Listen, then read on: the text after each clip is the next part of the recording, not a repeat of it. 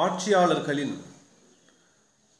உள்ளங்களுக்கும் அதிபதி அல்லாஹ் தான்.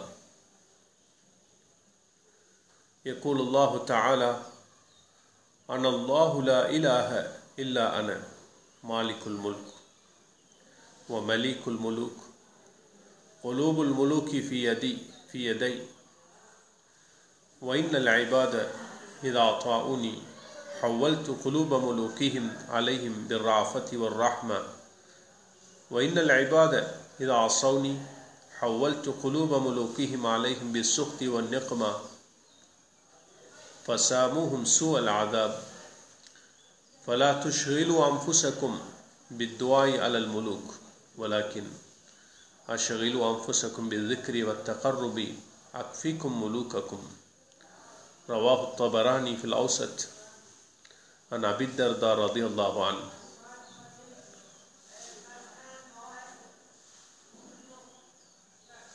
இங்கு தபரானில் வரக்கூடிய ஒரு அறிவிப்பு, அல்லாஹு தாலா சொல்லுகிறானாம்,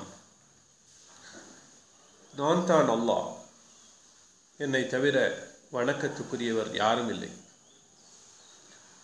ஆட்சிக்கு சொந்தக்காரன், அரசர்களுக்கெல்லாம் அரசன்.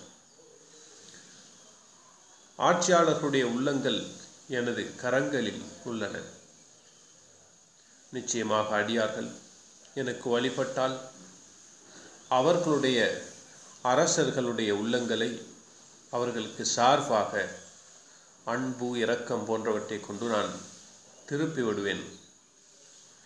மேலும் நிச்சயமாக அடியார்கள் எனக்கு மாறு செய்தால் அவர்களுடைய அரசர்களுடைய உள்ளங்களை அவர்களுக்கு எதிராக கடும் கோபம், வேதனை செய்வதை கொண்டு சாட்டி விடுவேன்.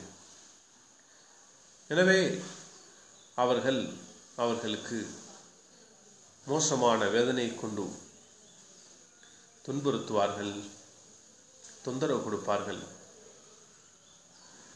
ஆகவே அரசர்களுக்கு எதிராக பதுவா செய்வதிலே, அவர்களுக்கு எதிராக பிரார்த்திப்பதில் உங்களை நீங்கள் ஈடுபடுத்திக் கொள்ளாதீர்கள். எனினும் உங்களை நீங்கள் அல்லாஹ்வுடைய ஞாபகம், அவனுக்கு நெருக்கமாகுவது போன்றவற்றில் ஈடுபடுத்துங்கள்.